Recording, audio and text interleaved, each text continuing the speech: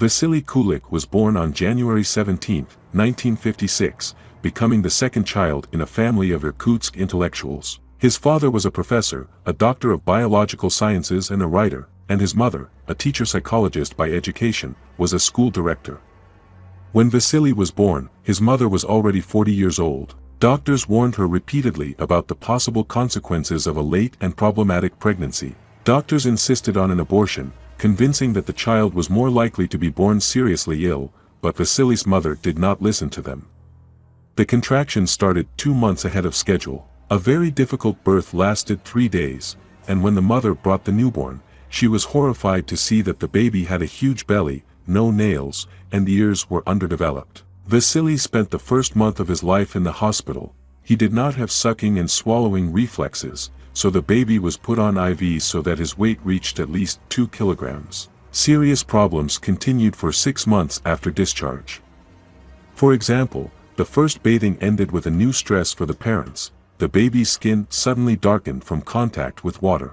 In a year, the slightly stronger boy was sent to a nursery, where Vasily was seriously ill with measles and stopped sleeping at night.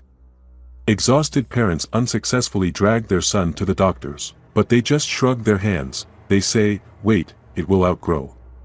The mother's nerves from insomnia began to give up, and she often rushed at Vasya with her fists. The boy was protected from beatings by his father, who took him away from home for night walks. Kulik still found a way out for his sadistic tendencies. In junior high, he got a friend who was a few years older. It was he who persuaded Vasily to catch yard cats and hang them on trees. According to some reports, Kulik experienced his first sexual satisfaction precisely at the sight of an animal struggling in its death throes. Hey, I'm not going to beat around the bush.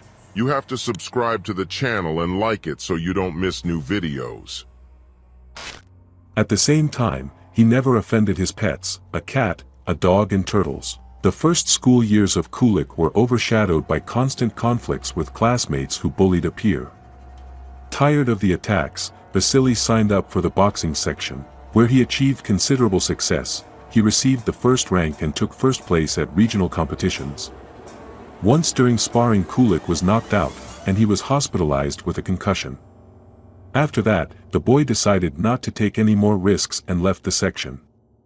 Nevertheless, he achieved his goal. The hooligans lagged behind him. Vasily successfully graduated from school and, having served from 1974 to 1976 in the ranks of the Soviet Army, entered the Irkutsk Medical Institute at the therapeutic faculty, so ordered. His mother, who counted on her son's help in treating her diabetes. Vasily's friend tried to persuade him to go to surgery, but he refused because of panic fear of cutting a living person. But while studying at the university, Kulik became interested in pharmacology. He began to make sleeping pills and intoxicants from available drugs for the sake of interest. Vasily did not like working as a doctor after the institute. He was annoyed by the large flow of patients, mostly elderly people. And their treatment was not the guy's goal at all. He preferred either to prescribe the same medicine to all patients or referred them to narrow specialists. Despite his ordinary appearance, Kulik enjoyed success with the female sex. But his first novel turned into a disappointment. The young man found out that his beloved was cheating on him. Shortly after that, Vasily began to engage in promiscuous relationships with girls, and, according to his own words, quickly lost interest in them. However, this did not prevent Kulik from getting married. Marina was a lawyer originally from Severodvinsk. She believed that she had successfully arranged her life with Vasily. He earned well, built a dacha himself, was cheerful and sociable. In 1982, Vasily, taking advantage of the fact that his wife was in the hospital, abused 2 girls and a boy. These crimes were later proved, and with the rest, law enforcement agencies had difficulties. During interrogations, investigators lost count. Kulik told about so many crimes. Detectives failed to find most of the victims. Apparently, their parents were embarrassed to go to the police. Vasily suffered the death of his father at the end of 1983 very hard. After the funeral, he emptied a large bottle of sedative in one go and lost consciousness. Doctors saved him only by a miracle, and Kulik, returning to this world, understood. It's time to kill. Moreover, he realized that his victims could be not only children, but also defenseless old people, to whom he also had a sexual attraction.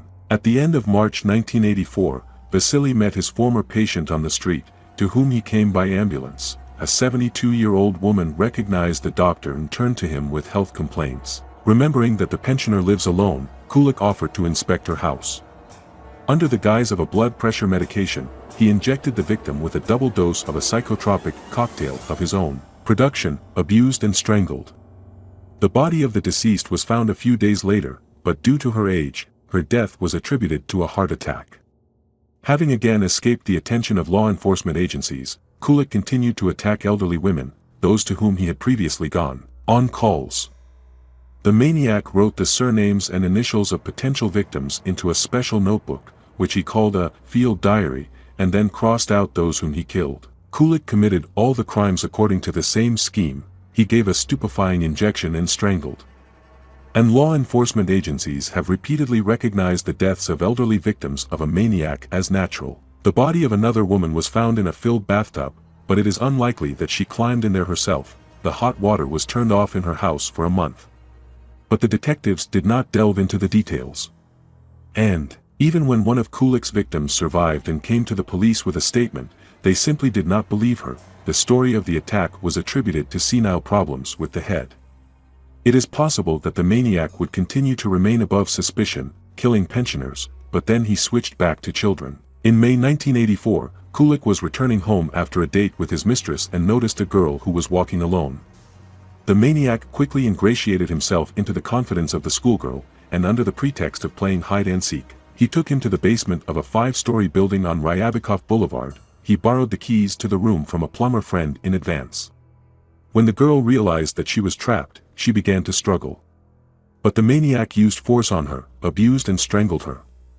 The search for the killer did not yield results, but the neighbor of the deceased fell under suspicion. Among the drawings of the girl, his evil image was found. Another suspect was a local repeat offender. And Vasily Kulik was again above suspicion. While the investigation was on the wrong track, Kulik killed several more elderly women, and in December 1984 continued the hunt for children. Moreover, according to the confessions of a maniac, most often, he committed crimes in the places of Irkutsk that he liked since childhood. In one of these places, Kulik noticed a boy who was sledding. The trusting guy agreed to follow the good-natured stranger to the basement to see the underground zoo. The maniac repeated his crime, as with the previous victim. Examining the body of the deceased, detectives noticed a shoe print on his thigh, but this clue did not help the investigation in any way. The Irkutsk monster attacked even very young ones. In the same December 1984, he kidnapped a girl who was only 2.5. Her grandmother had carelessly left her on the porch. The maniac dragged the baby into the basement of the house in the cooperative lane and also repeated his terrible actions. The next victim of Kulik could well be his own son. A maniac was making such plans, but the wife was almost always at home and the mother often looked in, which eventually saved the boy's life. However, one day he still snapped and pulled off his son's pants. Marina immediately found out about this, which Kulik calmed down with excuses about a medical examination and did not touch the child again. Meanwhile, the children of the maniac's numerous mistresses were at risk. The son of one of them complained to his mother that her friend went to bed with him and stroked him. But she waved it off. They say, fiction. Meanwhile, the police managed to make a sketch of the maniac. This was helped by the guys who did not succumb to the persuasions of Kulik and ran away from him. So the operatives found out that the suspect is of medium height, thin, burrs and wears glasses. They tried to catch the criminal on live bait. A puny policeman was disguised as a woman and sent to wander through the streets of Irkutsk in the expectation that a maniac would attack. Except he wasn't interested in women at all, and he knew perfectly well about the police hunt. Among my acquaintances there were employees who had seen the case materials. And I knew everything that the prosecutor's office knew, Kulik said later. Nevertheless, he realized that it was dangerous to approach people on the streets, and changed tactics. Kulik began to go around the apartments under the guise of a doctor who came to the call. If the door was opened by adults, the maniac was in a hurry to declare that he had the wrong address. But if a teenager who was home alone opened it, he attacked. This is exactly what happened in August 1985, when Kulik came to a high-rise building located in an alley on the 8th of March. The door was opened to him by a girl whose mother had gone to work. the maniac abused her and took her life. His passion for murder grew. Even while on vacation with his family in Kirovograd, Kulik repeated the crime with the girl. And in March 1985, the maniac took up for the first time a knife. He entered the apartment of a 75-year-old pensioner on Karl Liebknecht Street, pretending to be a doctor concerned about her health, injected the victim with a psychotropic drug, and after sexual intercourse suddenly decided not to strangle the victim, but to stab her. The maniac understood that now the pensioner's death would certainly not be recognized as natural, but this did not frighten him. On January 17, 1986, Vasily's relatives were preparing to celebrate his 30th birthday with might and main, and the birthday boy himself was sent for bread. Not far from the store, Kulik noticed a boy. I grabbed him by the hand and dragged him into a building under construction on Timorayev Street. Fortunately for the child, a strange couple was noticed by an employee of the canteen next to the construction site, who had heard about a maniac operating in Irkutsk. The woman did not lose her head, called a colleague for help. Together they were not afraid to go to the construction site and came across a sandpiper there. The latter, kneeling, was already bending over his victim, who had fainted from suffocation. The women made a fuss. Kulik tried to chat up the witnesses. They say he is a doctor, accidentally passed by, saw the boy unconscious and provided assistance. But the women did not believe in this legend, and began to call for help even louder. The sandpiper ran, but two young men rushed after him, who heard the screams. They caught up with the maniac at the moment when he was trying to climb over the fence, beat him and took him to the police. The detainee tried to convince the guards of his innocence, repeating the version about medical care. But after a while the boy woke up in the hospital, told how it was, and identified the attacker.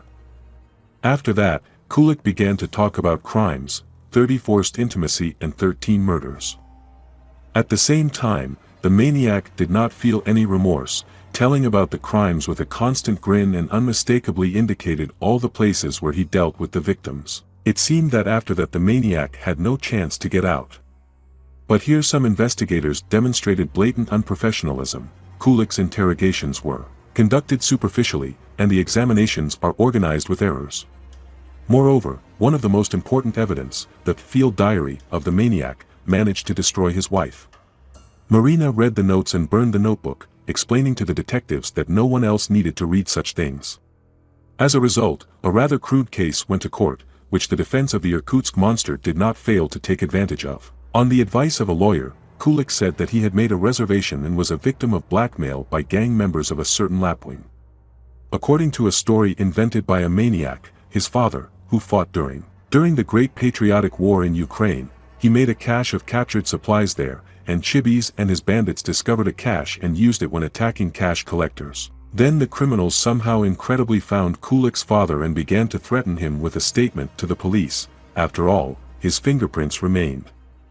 After the death of Kulik Sr., who regularly paid the blackmailers, they came out to Vasily and demanded that he take over all the murders committed by gang members. And the details that the accused told the investigators were allegedly nothing more than a retelling of his terrible dreams. To finally defeat Kulik's defense, the investigators conducted two more examinations anew. The first concerned the traces of the criminal's blood found on the dress of one of the victims. According to the first conclusions, this blood belonged to the third group, and Kulik had a second one. But a second study showed that the experts made a mistake, and the blood on the dress actually belongs to a person with the second group. The experts also made a mistake when comparing the shoe prints on the body of the boy who died in December 1984 and the boots belonging to Kulik. They compared the sample on paper, absolutely not considering that the surface of the body is convex. The reconstruction of an identical structure, on which a new imprint was placed, revealed that the samples completely match. In addition, the detectives found out that the biorhythms of the maniac depend on the phases of the moon. The Irkutsk monster committed all crimes either on the new moon or on the full moon. The date of the final interrogation by him, experts helped to determine. They absolutely established that in mid-June 1987 Kulik would be in the best psychological state for the investigation, emotionally unstable, excitable and unable to resist the attack of the prosecution with a powerful evidence base. And so it turned out, the killer fully admitted his guilt and even insisted on the death sentence himself. By the date of the new court session, held in 1988, iron evidence of Kulik's guilt was collected, which left no chance for the maniac. After the court sentenced him to capital punishment, the convict lived only a year. Vasily Kulik was shot in June 1989.